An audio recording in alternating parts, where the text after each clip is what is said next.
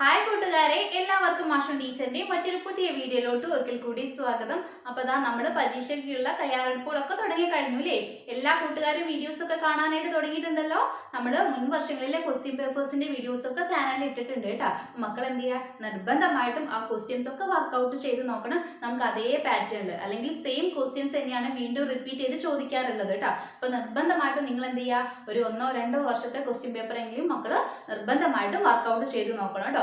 Okay മക്കളെ, അപ്പം ഇന്നത്തെ ക്ലാസ്സിൽ ടീച്ചർ മക്കൾക്ക് പറഞ്ഞു തരാനായിട്ട് പോകുന്നത് 2ാം ക്ലാസ്സിലെ കൂട്ടുകാർ അവരുടെ ഉത്കൃതനം പരീക്ഷ അല്ലെ. ഉത്കൃതനം പരീക്ഷ എന്ന് പറയുന്ന സമയത്ത് മക്കൾക്ക് അറിയാം ഗണിതമായിട്ടും അതുപോലെ തന്നെ മലയാളവുമായി ബന്ധപ്പെടുത്തിയിട്ടുള്ള ചോദ്യങ്ങൾ ഉണ്ടായിരിക്കും കേട്ടോ. അപ്പൊ ഇന്നത്തെ ക്ലാസ്സിൽ ടീച്ചർ മലയാളവുമായി ബന്ധപ്പെടുത്തിയിട്ട് മക്കള് എന്തൊക്കെ കാര്യങ്ങളാണ് നിങ്ങളുടെ ഉത്കൃതനം അഥവാ ഇന്റഗ്രേഷൻ എന്ന എക്സാമിന് വേണ്ടിയിട്ട് പഠിക്കേണ്ടത് എന്നതാണ് കേട്ടോ. അപ്പൊ നമുക്ക് വേഗം നമ്മുടെ ക്ലാസ്സിലോട്ട് പോയാലോ? അതിലോട്ട് പോകുന്നതിന് മുന്നേ ടീച്ചർ എപ്പോഴും പറയുന്ന പോലെ തന്നെ നമ്മുടെ ചാനൽ ആദ്യമായിട്ട് കാണുന്ന കൂട്ടുകാരുണ്ടെങ്കിൽ ചാനൽ സബ്സ്ക്രൈബ് ചെയ്യാൻ, വീഡിയോ മക്കൾക്ക് യൂസ്ഫുൾ ആയിട്ട് തോന്നുകയാണെങ്കിൽ നിങ്ങളുടെ ക്ലാസ്സിലൊക്കെ പഠിക്കുന്ന മറ്റു കൂട്ടുകാർ കൂടി ഷെയർ ചെയ്ത് കൊടുക്കാനായിട്ട് മറക്കരുത് കേട്ടോ. ഓക്കെ മക്കളെ, അപ്പൊ ഇന്നത്തെ ക്ലാസ്സിൽ നമ്മൾ മലയാളമാണ് ഡിസ്കസ് ചെയ്യുന്നത്. അടുത്ത ദിവസം കൂട്ടുകാര് ഗണിതവുമായി ബന്ധപ്പെടുത്തി പഠിക്കേണ്ട കാര്യങ്ങളൊക്കെ പറഞ്ഞുകൊണ്ട് ടീച്ചർ വീഡിയോ ഇടും കേട്ടോ. അപ്പൊ എന്ത് ചെയ്യാ, ഇന്ന് പറയുന്ന കാര്യങ്ങൾ മക്കൾ പറ്റുന്നതും വേഗം തന്നെ പഠിച്ചു വെക്കുക കേട്ടോ. ഇനി നമുക്ക് അധികം സമയമൊന്നും നമ്മുടെ മുന്നിലില്ല അല്ലെ. ഓക്കെ മക്കളെ, അപ്പൊ നമുക്ക് ക്ലാസ്സിലോട്ട് പോവാം അല്ലെ.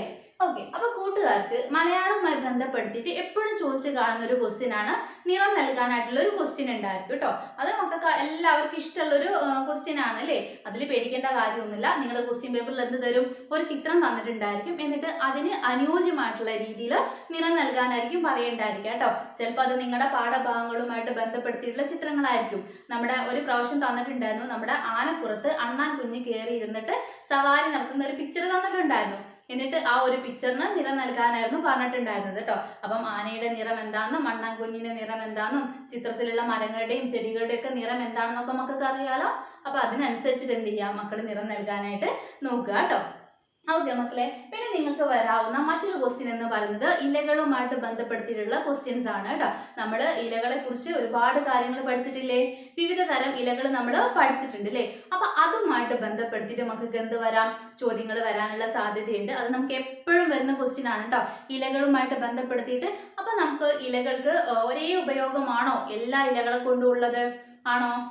വാഴയിലയുടെ അതേ ഉപയോഗമാണോ നമ്മുടെ വീട്ടിലുള്ള തുളസി ഇലയ്ക്ക്? ആണോ? അല്ല അല്ലെ. ഓരോ ഇലകളുടെയും ഉപയോഗം എന്താണ്, വ്യത്യസ്തമാണ് അല്ലെ. നമ്മൾ എന്തെല്ലാം ആവശ്യങ്ങൾക്ക് വേണ്ടിയിട്ടാണ് ഇലകൾ ഉപയോഗിക്കാറുള്ളത്? നമ്മൾ ആഹാരത്തിനായിട്ട് ഉപയോഗിക്കാറുണ്ട് അല്ലേ. ഏതൊക്കെ ഇലകളാണ് നമ്മൾ ആഹാരത്തിനായിട്ട് ഉപയോഗിക്കുന്നത്? കൂട്ടുകാർ പഠിച്ചതല്ലേ. അപ്പൊ അറിയാവുന്ന കൂട്ടുകാർ എന്ത് ചെയ്യുക, നമ്മുടെ കമന്റ് ബോക്സിൽ പറയാ കേട്ടോ. ഏതൊക്കെ ഇലകളാണ്? ചീരയില നമ്മൾ എന്തിനു ഉപയോഗിക്കുന്നുണ്ട്? ആഹാരത്തിനായിട്ട് ഉപയോഗിക്കുന്നുണ്ട് അല്ലേ. പിന്നെയോ, പിന്നെ എന്തിലാണ് നമ്മൾ ഉപയോഗിക്കാറ്? മുരിങ്ങയുടെ ഇല നമ്മൾ എന്തിനു ഉപയോഗിക്കാറുണ്ട്? ആഹാരത്തിനായിട്ട് ഉപയോഗിക്കാറുണ്ട് അല്ലേ. ഓക്കെ മക്കളെ, പിന്നെ അതുപോലെ തന്നെ നമ്മൾ ഭക്ഷണ സാധനങ്ങളൊക്കെ പൊതിയാൻ ഉപയോഗിക്കുന്ന ഒരു ഇലയുണ്ട്. ഏതാണ്? വാഴയുടെ ഇല അല്ലെ. അത് നമ്മൾ എന്തിനു ഉപയോഗിക്കുന്നുണ്ട്? ഭക്ഷണ സാധനങ്ങളൊക്കെ പൊതിയാനായിട്ട് നമ്മൾ ഉപയോഗിക്കുന്നുണ്ട് അല്ലെ. പിന്നെ നമ്മൾ ഔഷധത്തിനായിട്ട് ഉപയോഗിക്കുന്ന ഒരുപാട് ഇലകളുണ്ട്. ഏതൊക്കെയാണ്? നമ്മുടെ പനിക്കൂർക്ക അല്ലെ. പിന്നെ അതുപോലെ തുളസിയിലേക്ക് എന്താണ്, ഔഷധത്തിനായിട്ട് ഉപയോഗിക്കുന്ന ഇലകളാണ്. പിന്നെ അതുപോലെ നമ്മുടെ തെങ്ങോല അല്ലെ. തെങ്ങോല നമ്മൾ എന്തിനാണ് ഉപയോഗിക്കുന്നത്? മക്കൾക്ക് കളിക്കാനുള്ള കളിപ്പാട്ടങ്ങളും അതുപോലെ തന്നെ വീട്ടില് അമ്മയ്ക്കൊക്കെ അടിച്ചു വാരാനുള്ള ചൂലുകൾ ഉണ്ടാക്കാനൊക്കെ ആയിട്ട് നമ്മൾ എന്ത് ഉപയോഗിക്കുന്നുണ്ട്? തെങ്ങോല ഉപയോഗിക്കുന്നുണ്ട് അല്ലെ. ഇങ്ങനെ ഓരോ ഇലകളുടെ ഉപയോഗങ്ങൾ എന്താണെന്ന് മക്കളൊന്ന് ഓർത്തിരിക്കുക കേട്ടോ. അതുമായിട്ട് ബന്ധപ്പെടുത്തിയിട്ട് നമുക്ക് എന്ത് വരാറുണ്ട്, ചോദ്യങ്ങൾ വരാറുണ്ട് കേട്ടോ. ചിലപ്പോൾ പട്ടിക പൂർത്തീകരിക്കാനായിരിക്കും വരിക, അല്ലെങ്കിൽ ചിലപ്പം ഇലകളുടെയൊക്കെ പേരുകൾ തന്നിട്ട് എന്ത് ചെയ്യാനായിട്ട് പറയും, ചിലപ്പം ക്ലാസിഫൈ ചെയ്യാനൊക്കെ ആയിട്ട് പറയൂ കേട്ടോ. അപ്പൊ മക്കള് ഇലയുമായിട്ട് ബന്ധപ്പെട്ടിട്ടുള്ള കാര്യങ്ങളൊക്കെ ഒന്ന് ഓർത്തിരിക്കുക. അതോടൊപ്പം തന്നെ നിങ്ങൾ അവിടെ പഠിച്ചിരിക്കേണ്ട മറ്റൊരു കാര്യം എന്താന്ന് വെച്ചാൽ വിത്ത് നട്ടുണ്ടാവുന്ന സസ്യങ്ങളുടെ പേരുകൾ പഠിക്കുക. അതുപോലെ തന്നെ കമ്പ് നട്ടുണ്ടാവുന്നവ, അതുപോലെ തന്നെ ഇല മുളച്ചുണ്ടാവുന്ന സസ്യങ്ങളുടെയൊക്കെ പേരുകൾ നമ്മൾ പഠിച്ചിട്ടില്ലേ. അപ്പൊ അതും നമുക്ക് എപ്പോഴും കണ്ടുവരുന്ന ക്വസ്റ്റ്യൻസ് ആണ്, ക്ലാസിഫൈ ചെയ്യാനായിട്ടുണ്ടായിരിക്കും കേട്ടോ. അതെങ്ങനെയാ വരാന്ന് വെച്ചാൽ കുറേ ചെടികളുടെ പേര് തരും, എന്നിട്ട് എന്ത് ചെയ്യും, അവയെ തരംതിരിച്ച് എഴുതാനായിട്ട് പറയും കേട്ടോ. അപ്പൊ അവിടെ ചിലപ്പോൾ നമുക്ക് പറഞ്ഞു തരണമില്ല, വിത്ത് നട്ടിട്ടുണ്ടാവുന്നവ എന്ന് പറഞ്ഞ് തരംതിരിക്കൂ, അല്ലെങ്കിൽ കമ്പ് നട്ടിട്ടുണ്ടാവുന്ന എന്ന് പറഞ്ഞ് തരംതിരിക്കൂ എന്ന് നമ്മൾ ചോദിക്കണമെന്നില്ല.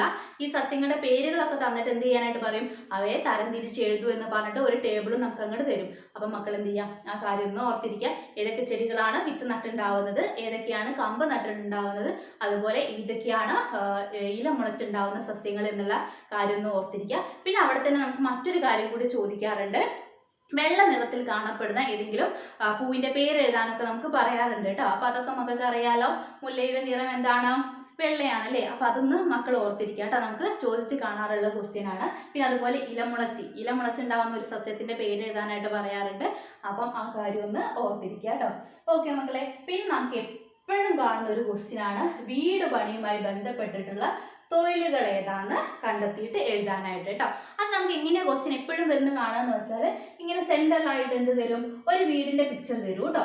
എന്നിട്ട് അതിന് ചുറ്റും ഒരുപാട് തൊഴിലുകളുടെ പേരുകൾ കൊടുക്കും. ഇപ്പൊ പെയിന്റിങ്, അതുപോലെ തന്നെ തയ്യല്, പിന്നെന്താണ് കൽപ്പണി എന്നൊക്കെ പറഞ്ഞിട്ട് എന്ത് ചെയ്യും? ഒരുപാട് തൊഴിലുകളുടെ പേരുകൾ എന്ത് ചെയ്യും? ആ ചിത്രത്തിന് ചുറ്റും കൊടുക്കും. എന്നിട്ട് വീട് പണിയുമായി ബന്ധപ്പെട്ടിട്ടുള്ള തൊഴിലുകൾ കണ്ടെത്തിയിട്ട് ആ ഒരു വീടിന്റെ ചിത്രത്തിലോട്ട് വരച്ചു ചേർക്കൂ എന്നുള്ള രീതിയിലാണ് നമുക്ക് പല പ്രാവശ്യങ്ങളിലും മുൻ വർഷങ്ങളിൽ ചോദിച്ചു കണ്ടിട്ടുള്ളത് കേട്ടോ. അപ്പൊ മക്കൾ അവിടെ എന്ത് പഠിച്ചാൽ മതി? വീട് പണിയുമായി ബന്ധപ്പെട്ടിട്ടുള്ള തൊഴിലുകൾ ഏതൊക്കെയാന്ന് പഠിക്കുക. ഒരുപാട് തൊഴിലുകൾ നമ്മൾ പഠിച്ചിട്ടില്ലേ? ഏതൊക്കെയാണ്?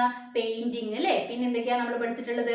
മരപ്പണി, കൽപ്പണി തുടങ്ങിയ പണികളെല്ലാം നമ്മുടെ വീട് പണിയുമായി ബന്ധപ്പെട്ടിട്ടുള്ള തൊഴിലുകളാണ് അല്ലേ. അപ്പൊ അവയുടെ പേരുകളൊക്കെ ഒന്ന് ഓർത്തിരിക്കുക കേട്ടോ. പിന്നെ കൂട്ടത്തിൽ ചിലപ്പം പോലീസ് എന്നോ പട്ടാളം എന്നോ ഡോക്ടർ എന്നോ നേഴ്സ് എന്നോ ഒക്കെ തരും. വിവിധ തൊഴിലുകളുടെ പേരുകൾ തരും. അപ്പൊ എന്ത് ചെയ്യുക? വീട് പണിയുമായിട്ട് ബന്ധപ്പെട്ടിട്ടുള്ള തൊഴിലുകളുടെ പേരുകൾ വളരെ ഇമ്പോർട്ടന്റ് ആണ്. മക്കൾ എന്ത് ചെയ്യുക? എഴുതി തന്നെ ആ തൊഴിലുകളുടെ പേരുകളൊക്കെ ഒന്ന് ഓർത്തിരിക്കുക കേട്ടോ. ഓക്കെ മക്കളെ, പിന്നെ നമുക്ക് വരാവുന്ന ഒരു ക്വസ്റ്റ്യൻ ആണ് പൊതു ഇടങ്ങളുടെ പേരുകളും പൊതുസ്ഥാപനങ്ങളുടെ പേരുകളും. അതും വളരെ ഇമ്പോർട്ടന്റ് ആയിട്ടുള്ള കാര്യമാണ് കേട്ടോ. പൊതു ഇടങ്ങൾ ഏതൊക്കെയാണ്, പൊതുസ്ഥാപനങ്ങൾ ഏതൊക്കെയാണ്, അവയുടെ പേരുകൾ ലിസ്റ്റ് ചെയ്യാനായിട്ട് പറയും. പൊതു ഇടങ്ങൾ എന്ന് പറയുന്ന സമയത്ത് മക്കൾക്ക് ഏതൊക്കെയാണ് അറിയാവുന്നത്? ഒന്ന് നമ്മുടെ കമന്റ് ബോക്സിൽ പറയാം കേട്ടോ. ഏതൊക്കെയാണ് പൊതു ഇടങ്ങൾ? പാർക്ക് പൊതു ഇടമാണോ? അതെ അല്ലേ. നമ്മൾ കുളം എന്താണ്? പൊതു ഇടമാണല്ലേ. അതുപോലെ നമ്മൾ കളിക്കാനൊക്കെ പോകുന്ന മൈതാനം, പാർക്ക് എന്നൊക്കെ പറയുന്നത് എന്താണ്? പൊതു ഇടങ്ങളാണ് അല്ലേ.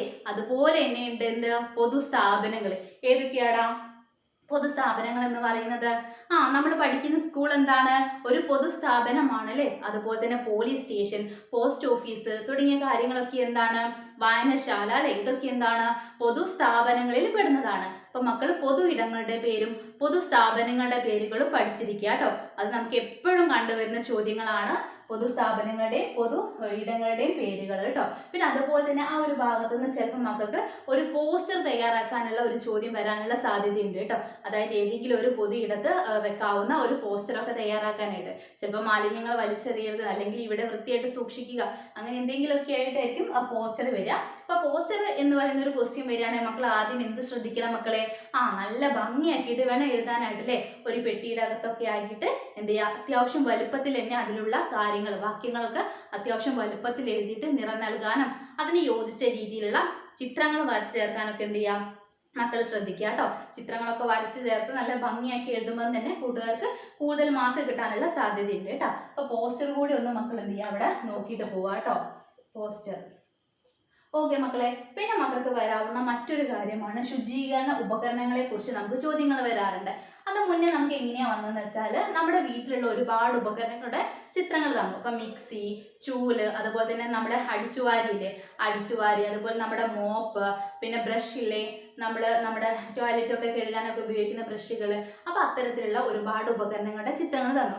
എന്നിട്ട് അതിൽ ശുചീകരണ ഉപകരണങ്ങൾ മാത്രം കണ്ടെത്തിയിട്ട് അതിനെ വട്ടത്തിനുള്ളിലാക്കാനായിട്ട് പറഞ്ഞിട്ടായിരുന്നു നമുക്ക് മുന്നേ ഒരു പ്രാവശ്യം ചോദ്യം വന്നിട്ടുണ്ടായിരുന്നത് കേട്ടോ. അപ്പം ഏതൊക്കെയാണ് ശുചീകരണ ഉപകരണങ്ങൾ എന്നുള്ളത് മക്കൾ എന്ത് ചെയ്യാം?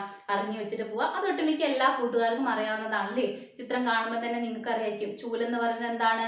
ഒരു ശുചീകരണ ഉപകരണമാണ് അല്ലേ. പിന്നെ അടുക്കളയിൽ നമ്മുടെ മിക്സി, അതുപോലെ ഫാൻ, ഇത്തരം കാര്യങ്ങളൊക്കെ തരികയാണെങ്കിൽ അത് നമ്മൾ വൃത്തിയാക്കാനായിട്ട് നമ്മുടെ വീട്ടിൽ ഉപയോഗിക്കുന്ന സാധനമാണോ?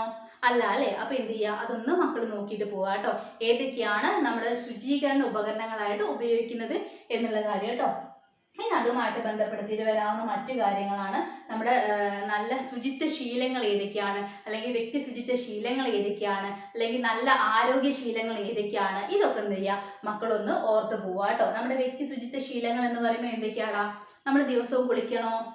അതെല്ലേ, നമ്മൾ ദിവസം കുളിക്കണം, പല്ല് തേക്കണം, നമ്മുടെ നഖമൊക്കെ വൃത്തിയായിട്ട് സൂക്ഷിക്കണം അല്ലേ. അതുപോലെ തന്നെ കഴുകി ഉണങ്ങിയ വസ്ത്രങ്ങൾ വേണം നമ്മൾ ധരിക്കാനായിട്ട് അല്ലേ. ഇതൊക്കെ എന്താണ്? നമ്മുടെ വ്യക്തി ശുചിത്വ ശീലങ്ങളിൽ ഉൾപ്പെടുന്നതാണ് അല്ലേ. അപ്പം അത്തരം കാര്യങ്ങളൊക്കെ തന്നിട്ട് അത് ശരിയാണോ തെറ്റാണോ എന്നുള്ളത് മക്കൾക്ക് ടിക്ക് മാർക്ക് ചെയ്യാനുള്ള ക്വസ്റ്റ്യൻസ് കേട്ടോ. പ്രസ്താവനകൾ പോലെയാണ് ഇത് തരിക. എന്നിട്ട് എന്ത് പറയും? അത് ശരിയായിരിക്കുന്നതിലെ ടിക്ക് മാർക്ക് ഇടാൻ കേട്ടോ. അപ്പം നമുക്ക് തരാണ് ടീച്ചർ ഒരു എക്സാമ്പിൾ പറഞ്ഞു തരാം.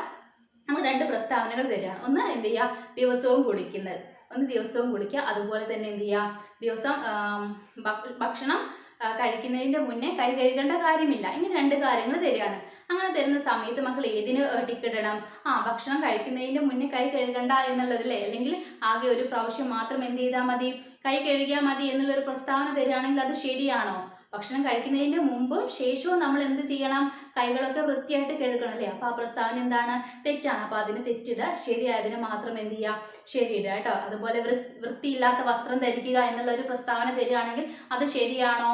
ശരിയാണോ? അല്ല അല്ലേ? നമ്മൾ നല്ല വൃത്തിയുള്ള കഴുകി ഉണങ്ങിയ വസ്ത്രങ്ങൾ മാത്രമേ ധരിക്കാനായിട്ട് പാടുള്ളൂ അല്ലേ? അപ്പം എന്ത് ചെയ്യുക, ശുചിത്വ ശീലങ്ങളെ കുറിച്ച് മക്കളൊന്ന് അറിഞ്ഞിരിക്കുക. പിന്നെ അതുപോലെ തന്നെ ഈ ഒരു വൃത്തിയുമായിട്ട് ബന്ധപ്പെടുത്തി അല്ലെങ്കിൽ ശുചിത്വവുമായി ബന്ധപ്പെടുത്തിയിട്ട് നമുക്ക് മുന്നേ ഒരു പ്രാവശ്യം ചോദിച്ചിട്ടുള്ള മറ്റൊരു ക്വസ്റ്റ്യൻ ആയിരുന്നു, ആരോഗ്യകരമായിട്ടുള്ള ഒരു വീടിന്റെ സവിശേഷതകൾ എന്തൊക്കെയാണെന്നുള്ളത്. എന്തായിരുന്നു? ആരോഗ്യകരമായിട്ടുള്ള ഒരു വീടിന്റെ സവിശേഷതകൾ എന്തൊക്കെയാണുള്ളത്. അതും ഇതുപോലെ പ്രസ്താവനകളായിട്ട് തന്നിട്ടുള്ളതായിരുന്നു കേട്ടെ. അപ്പൊ അതിൽ ശരിയായിട്ടുള്ളവയുടെ നേരെ എന്ത് ചെയ്യുക, ശരി മാർക്ക് ഇടാനായിരുന്നു പറഞ്ഞിട്ടുണ്ടായിരുന്നത് കേട്ടോ. അപ്പൊ ഒരു ആരോഗ്യകരമായിട്ടുള്ള വീടിന്റെ സവിശേഷതകൾ എന്തൊക്കെയായിരിക്കും മക്കളെ? സാധനങ്ങളൊക്കെ വലിച്ചു വാരി എറിഞ്ഞിട്ടുണ്ടായിരിക്കോ? ഇല്ല അല്ലേ? എല്ലാം നല്ല വൃത്തിയായിട്ട് ഇട്ടിട്ടുണ്ടായിരിക്കും. പിന്നെ അതുപോലെ തന്നെ വീട്ടിലൊക്കെ മാറാലിയൊക്കെ പിടിച്ചിട്ടുണ്ടായിരിക്കോ? ഇല്ല അല്ലേ? അതുപോലെ നമ്മുടെ വീട്ടിന്റെ അകത്തേക്ക് നല്ല കാറ്റും വെളിച്ചവും വരണം. അപ്പം ഇത്തരത്തില് എന്തൊക്കെയാണ് ഒരു നല്ല ആരോഗ്യകരമായിട്ടുള്ള വീടിന്റെ സവിശേഷതകൾ എന്ന് ചോദിച്ചിട്ട് നമുക്ക് മുന്നേ ഒരു പ്രാവശ്യം ചോദ്യം വന്നിട്ടുണ്ടായിരുന്നു. അപ്പൊ അതൊന്നും ഓർത്തിരിക്കുക. അതുപോലെ തന്നെ നല്ല ആഹാരശീലങ്ങളും മക്കൾ എന്ത് ചെയ്യുക, ഓർത്തിരിക്കുക കേട്ടോ. ഇതിൽ ഏതെങ്കിലുമൊക്കെ കാര്യങ്ങൾ മക്കൾക്ക് ഇതേ കണക്ക് പ്രസ്താവനകളായിട്ട് തന്നിട്ട് അതിൽ ശരി ഏതാണ് തെറ്റ് ഏതാണ് എന്നുള്ള കാര്യം ചോദിക്കും കേട്ടോ. അതൊക്കെ ഒരുവിധം എല്ലാ കൂട്ടുകാർക്കും അറിയുന്ന കാര്യങ്ങളാണ്. അപ്പൊ എന്ത് ചെയ്യുക, ആ ഭാഗം ഒന്ന് മക്കള് ശ്രദ്ധിച്ചിട്ട് പോവാ കേട്ടോ. ഓക്കെ മക്കളെ. പിന്നെ നിങ്ങൾക്ക് വരാവുന്ന മറ്റൊരു കാര്യം എന്ന് പറയുന്നത് വരികൾ ചേർത്തി എഴുതാനുള്ള ഒരു ക്വസ്റ്റ്യൻ വരും കേട്ടോ. നിങ്ങളുടെ ക്വസ്റ്റ്യൻ പേപ്പറിൽ എന്ത് തരും? ഒരു കവിതയുടെ കുറച്ച് വരികൾ തരും. എന്നിട്ട് അതിലേക്ക് അതിന്റെ ഈണത്തിലും താളത്തിലും കുറച്ച് വരികൾ കൂടി ആഡ് ചെയ്യാനായിട്ട് പറയും കേട്ടോ. അത് നമ്മുടെ ചാപ്റ്ററുമായിട്ട് റിലേറ്റ് ചെയ്തിട്ട് തരണം എന്നില്ല. മിക്കപ്പോഴും കണ്ടിട്ടുള്ളത് നമുക്ക് ഏതെങ്കിലും ഒരു പുറത്തുനിന്നുള്ള ഒരു കവിത തരും കേട്ടോ. എന്നിട്ട് അതുമായിട്ട് ബന്ധപ്പെടുത്തിയിട്ട് എന്ത് ചെയ്യുക, മക്കൾ കൂടുതൽ വരികൾ ചേർക്കാനാണ് പറയുക. അപ്പൊ അതിന് നിങ്ങൾക്ക് ഹെൽപ്ഫുൾ ആവുന്ന രീതിയിലുള്ള പിക്ചേഴ്സ് ഒക്കെ നമ്മുടെ ക്വസ്റ്റ്യൻ പേപ്പറിൽ തരാറുണ്ട്. ഒട്ടുമിക്കതും ആ ഒരു ചിത്രത്തിൽ തന്നെ നോക്കിയാൽ നമുക്ക് എന്ത് ചെയ്യാനായിട്ട് പറ്റും, കൂടുതൽ വരികൾ ചേർത്ത് എഴുതാനായിട്ട് പറ്റും കേട്ടോ. അപ്പം അത്തരത്തിൽ വരികൾ ചേർത്ത് എഴുതാവുന്ന പ്രവർത്തനങ്ങളൊക്കെ നമ്മൾ ഒരുപാട് ചെയ്തിട്ടുണ്ട് അല്ലേ? മുൻവർഷ ക്വസ്റ്റ്യൻ പേപ്പർ ഒക്കെ ടീച്ചർ ഇട്ടിട്ടുണ്ട്. അപ്പോൾ ആ വീഡിയോസ് ഒക്കെ കാണുകയാണെങ്കിൽ ഇത്തരം വരികൾ ചേർത്ത് എഴുതാവുന്ന പ്രവർത്തനങ്ങൾ നമുക്ക് കാണാം കേട്ടോ. അപ്പൊ അതൊന്നും മക്കള് വർക്കൗട്ട് ചെയ്ത് നോക്കുക. പിന്നെ അതുപോലെ നമുക്ക് വരാവുന്ന മറ്റൊരു ക്വസ്റ്റ്യൻ ആണ് കഥ പൂർത്തിയാക്കുക എന്നുള്ളത് കേട്ടോ. അതും നമ്മുടെ ചാപ്റ്ററായിട്ട് റിലേറ്റ് ചെയ്തതാവണമെന്നില്ല, പുറത്തുനിന്ന് തന്നെയാണ് പൊതുവെ കണ്ടുവരാറുള്ളത്. അതിന് മക്കൾക്ക് എന്താ തരാന്ന് വെച്ചാൽ ഒരു ചിത്രം തരും, ഏതെങ്കിലും ഒരു ചിത്രം തരും. എന്നിട്ട് ആ ചിത്രത്തിൽ നിന്ന് മക്കളടുത്ത് ഒരു കഥ ഉണ്ടാക്കാനായിട്ട് പറയാം. അതിനുശേഷം ആ കഥയ്ക്ക് അനുയോജ്യമായിട്ടുള്ള ഒരു തലക്കെട്ട് കൂടി നൽകാനായിട്ട് പറയും. അപ്പൊ മക്കൾ എന്ത് ചെയ്യുക, കഥ എഴുതാൻ എന്നൊക്കെ പറയുമ്പോൾ കുറച്ച് എഴുതാൻ പ്രയാസമുള്ള കൂട്ടുകാർ എന്ത് ചെയ്യും, വേഗം ആ ക്വസ്റ്റ്യൻ സ്കിപ്പ് ചെയ്യൂലേ, അല്ലെങ്കിൽ അയ്യോ എനിക്ക് എഴുതാൻ അറിയില്ല എന്ന് പറഞ്ഞിട്ടിരിക്കും. അപ്പൊ മക്കൾ അങ്ങനെ ചെയ്യരുത്. എന്ത് ചെയ്യുക, നിങ്ങൾക്ക് പറ്റുന്ന രീതിയിൽ ഒരു 3-4 ലൈൻസ് എഴുതാൻ പറ്റുന്നുള്ളൂ എന്ന് വെച്ചാൽ അത്രയെങ്കിലും എഴുതുക. എന്നിട്ട് എന്ത് ചെയ്യുക, ആ കഥയ്ക്ക് ഒരു പേര് കൊടുക്കാനായിട്ട് ശ്രദ്ധിക്കുക കേട്ടോ. കാര്യം നമുക്കിപ്പോൾ ഒരു സ്റ്റോറി എഴുതുന്നതിന് 5 മാർക്കാന്ന് വിചാരിക്കുക. അപ്പൊ അതിൽ 1 മാർക്ക് എന്തിനായിരിക്കും, ആ കഥയ്ക്ക് തലക്കെട്ട് കൊടുക്കുന്നതായിരിക്കും. അപ്പൊ നമ്മൾ കഥ എഴുതാതെ തലക്കെട്ട് മാത്രം എഴുതി വെച്ചാൽ നമുക്ക് എന്ത് കിട്ടും, 1 മാർക്ക് കിട്ടും. അല്ലാതെ കഥ എഴുതാനൊന്നും അറിയില്ല, ഒറ്റ വരി എഴുതി അവിടെ നിർത്തി നിങ്ങൾ പോവാന്ന് വിചാരിക്കുക. അപ്പൊ നമുക്ക് തലക്കെട്ടിന്റെ മാർക്കും കിട്ടില്ല, സ്റ്റോറിയുടെ മാർക്കും കിട്ടില്ല അല്ലെ? അപ്പൊ നേരെ മറിച്ച് നിങ്ങൾ എന്ത് ചെയ്യുക, തലക്കെട്ടും എഴുതി വെക്കുക. എന്നിട്ട് മക്കൾക്ക് പറ്റുന്ന രീതിയിൽ 1, 2, 3 വരികൾ കൂടി എഴുതി വെക്കുകയാണെങ്കിൽ നമുക്ക് എന്ത് കിട്ടും, ആ ഹെഡിങ്ങിലെ കഥയ്ക്ക് പേര് കൊടുത്തതിനുള്ള മാർക്ക് നമുക്ക് കിട്ടും. അപ്പൊ അതൊന്ന് ശ്രദ്ധിക്കുക കേട്ടോ. 1 മാർക്ക് വെറുതെ കളയരുത്. ആ ചിത്രം നോക്കിയിട്ട് നിങ്ങൾക്ക് കഥയ്ക്ക് എന്ത് പേരാണോ കൊടുക്കാൻ പറ്റുന്നത് എന്ന് മനസ്സിൽ വരിക എന്ന് വെച്ചാൽ ആ പേരെങ്കിലും മക്കള് എഴുതി വെക്കാനായിട്ടൊന്ന് ശ്രദ്ധിക്കുക കേട്ടോ. ഓക്കെ മക്കളെ. അപ്പൊ കഥ പൂർത്തിയാക്കാനുള്ള ഒരു പ്രവർത്തനം വരും. പിന്നെ നമുക്ക് വരുന്ന ഒരു കാര്യം എന്ന് പറയുന്നത് കടങ്കഥയാണ് കേട്ടോ. അത് ഒട്ടുമിക്ക എല്ലാ കൂട്ടുകാർക്കും അറിയാവുന്ന കടങ്കഥകളായിരിക്കും ചോദിക്കേണ്ടായിരിക്കുക. അപ്പോൾ മക്കൾ എന്ത് ചെയ്യണം, നിങ്ങളുടെ പാഠഭാഗത്ത് പഠിച്ചിട്ടുള്ള കടങ്കഥകളൊക്കെ നോക്കുക. അവിടെ പിന്നെ മക്കൾക്ക് വേറൊരു കാര്യം കൂടി ചോദിക്കും. കടങ്കഥകൾ തന്നിട്ട് അതിന്റെ ഉത്തരം എഴുതാനായിട്ട് പറയും. അത് നമുക്ക് 2-3 കടങ്കഥകൾ തരും. എന്നിട്ട് അതിന്റെ ഉത്തരം എഴുതാൻ പറയും. പിന്നെ മക്കൾക്ക് എന്ത് തരും, കടങ്കഥകളുടെ ഉത്തരം തരും. എന്നിട്ട് അതിനെ കുറിച്ചുള്ള കടങ്കഥ ഏതാന്ന് എഴുതാനായിട്ട് പറയും. അതുപോലെ തന്നെ കൂട്ടുകാരടുത്ത് സ്വയം ഏതെങ്കിലും ഒരു കടങ്കഥ ഉണ്ടാക്കാനായിട്ട് പറയും. നമുക്ക് മുന്നേ ഒരു പ്രാവശ്യം ചോദിച്ചിട്ടുള്ളത് സൈക്കിളിന്റെ ഒരു പിക്ചർ തന്നു, എന്നിട്ട് സൈക്കിള് ഉത്തരമായിട്ട് വരുന്ന ഒരു കടങ്കഥ കൂട്ടുകാരടുത്ത് സ്വയം തയ്യാറാക്കാനായിട്ട് പറഞ്ഞിട്ടുണ്ടായിരുന്നു. അപ്പം അത്തരത്തിലാണ് നമുക്ക് കടങ്കഥകളുമായി ബന്ധപ്പെട്ടിട്ടുള്ള ചോദ്യങ്ങൾ വരാറുള്ളത് കേട്ടോ. ചോദ്യം തന്നിട്ട് ഉത്തരം എഴുതാനുണ്ടായിരിക്കും, ഉത്തരം തന്നിട്ട് അതിന് ചോദ്യം ഉണ്ടാക്കാനുണ്ടായിരിക്കും. അതുപോലെ തന്നെ കൂട്ടുകാരടുത്ത് സ്വയം ഒരു കടങ്കഥ എഴുതാനായിട്ടും പറയൂ കേട്ടോ. അപ്പൊ കടങ്കഥകൾ ഒന്ന് ശ്രദ്ധിച്ചിരിക്കാം. പിന്നെ നമുക്ക് വരാവുന്ന മറ്റൊരു കാര്യം എന്ന് പറയുന്നത് സംഭാഷണം പൂർത്തീകരിച്ച് എഴുതാനാണ്. അത് ചിലപ്പോൾ നിങ്ങൾക്ക് എന്ത് വരും, നമ്മുടെ ചാപ്റ്ററുമായിട്ട് റിലേറ്റ് ചെയ്തിട്ട്, അല്ലെ റിലേറ്റ് ചെയ്യണം എന്നില്ല, അതിലെ കഥാപാത്രങ്ങളൊക്കെ ആയിരിക്കും ഈ ഒരു സംഭാഷണത്തിൽ ഉൾപ്പെട്ടിട്ടുണ്ടായിരിക്കുക. അത് മക്കൾ എന്ത് ചെയ്യുക, മുൻ വർഷത്തെ ക്വസ്റ്റ്യൻ പേപ്പറിൽ ടീച്ചർ പറഞ്ഞിട്ടുണ്ട്. അപ്പം ആ ഒരു വീഡിയോ കാണുക കേട്ടോ.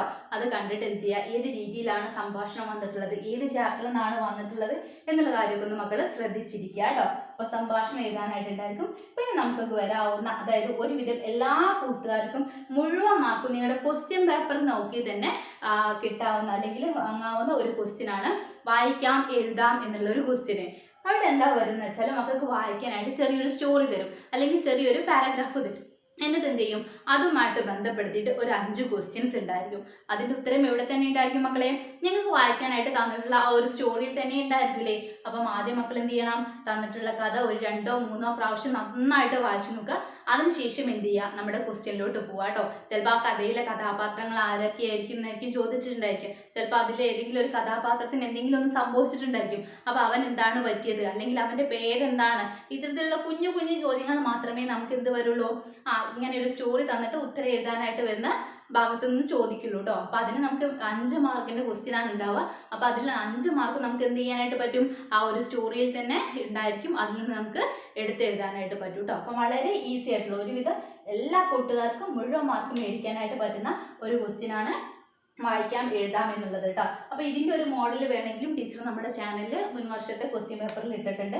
അപ്പൊ അതിലുണ്ട് ഇത്തരത്തിലൊരു സ്റ്റോറി ഒക്കെ കൊടുത്തിട്ടുണ്ട് കേട്ടോ. അപ്പൊ അത് വായിച്ചിട്ട് അതിലുള്ള ക്വസ്റ്റ്യൻസിന് ആൻസർ ചെയ്യാൻ പറ്റുന്നുണ്ടോ എന്നുള്ള കാര്യം നോക്കുക കേട്ടോ. അപ്പൊ മക്കൾ എന്ത് ചെയ്യാൻ പാടില്ല, ഒറ്റ തവണ വായിച്ചിട്ട് ഒറ്റ തവണ ചോദ്യം നോക്കുക, ഇതൊന്നും എനിക്ക് കിട്ടുന്നില്ല എന്ന് പറഞ്ഞിട്ട് സ്കിപ്പ് ചെയ്ത് പോകാൻ പാടില്ല. മിനിമം ഒരു 2 തവണ നിങ്ങളുടെ സ്റ്റോറിയും വായിക്കണം, അതുപോലെ തന്നെ ഒരു 2 പ്രാവശ്യം എന്ത് ചെയ്യണം, തന്നിട്ടുള്ള ക്വസ്റ്റ്യൻസും വായിക്കണം കേട്ടോ. എങ്കിലും മക്കൾക്ക് എന്ത് കിട്ടും, അതിൽ നിന്നുള്ള മുഴുവൻ മാർക്കും കിട്ടും.